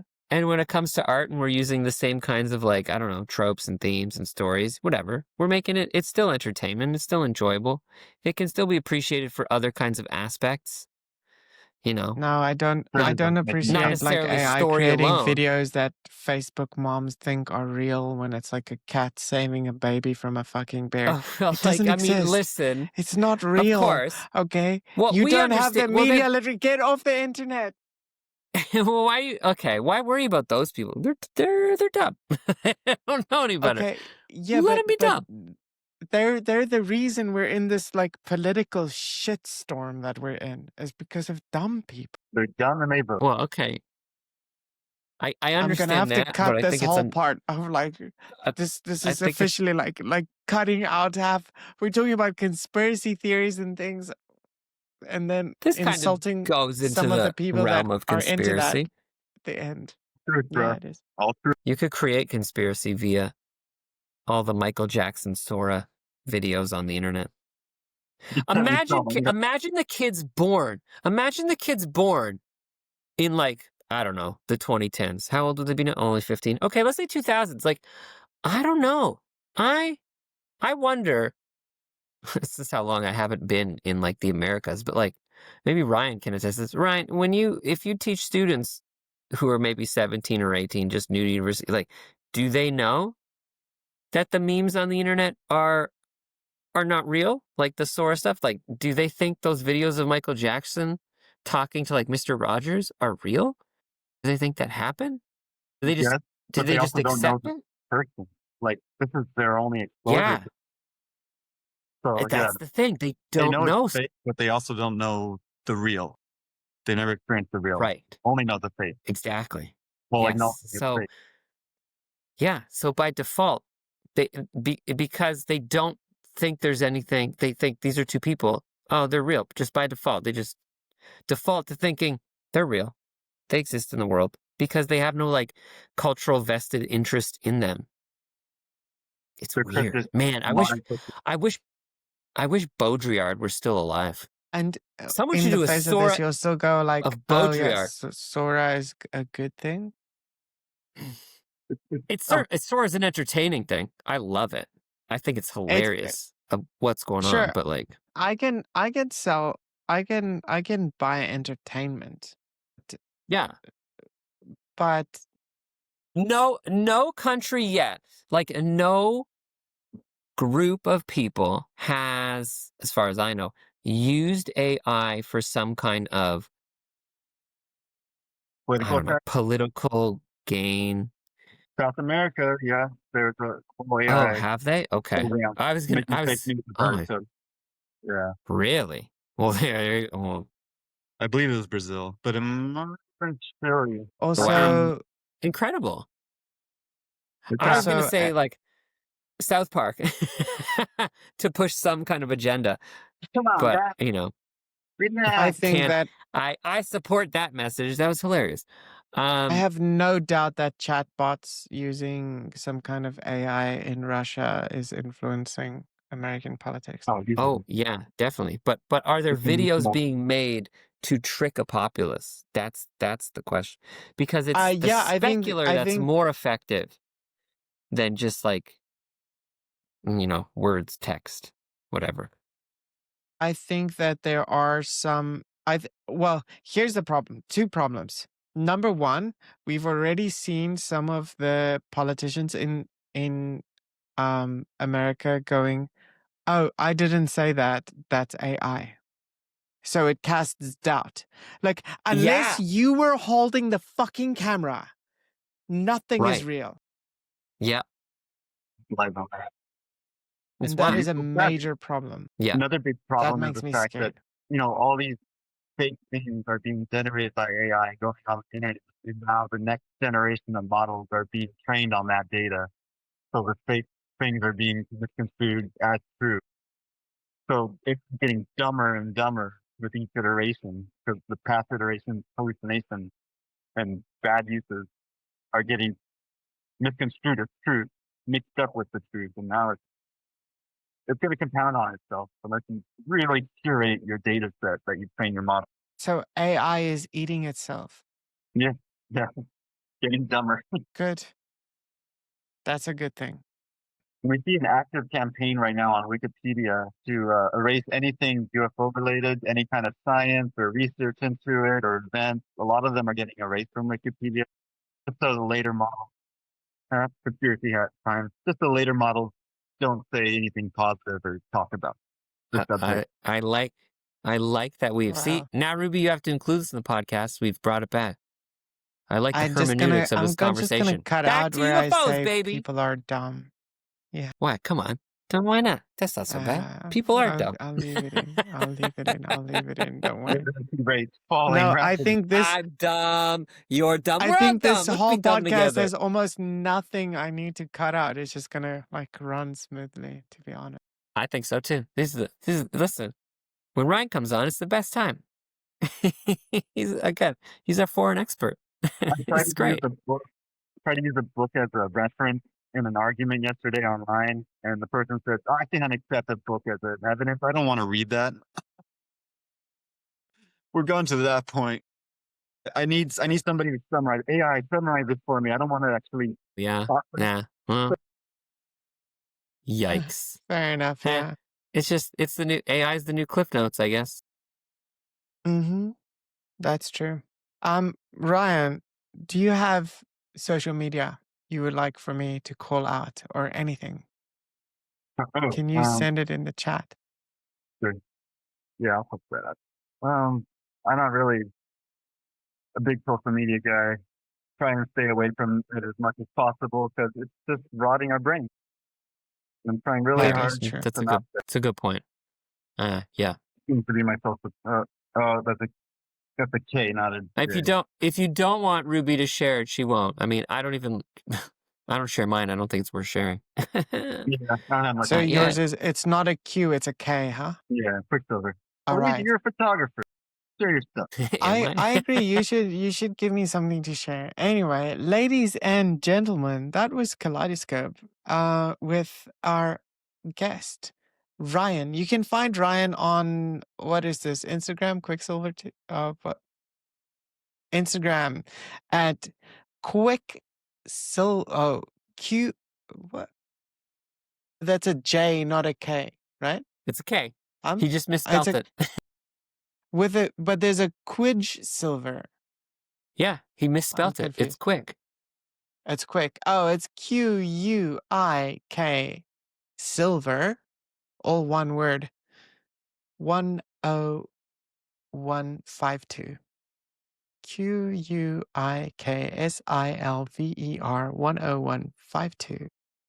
You can find Kaleidoscope on Instagram at Fire From Heat, or on TikTok at Heat From Fire, or on YouTube at Rae Liu. You can also find us on echoember.co.uk, and it has been a pleasure to host you today. I'm going to stop the recording. What happened to him?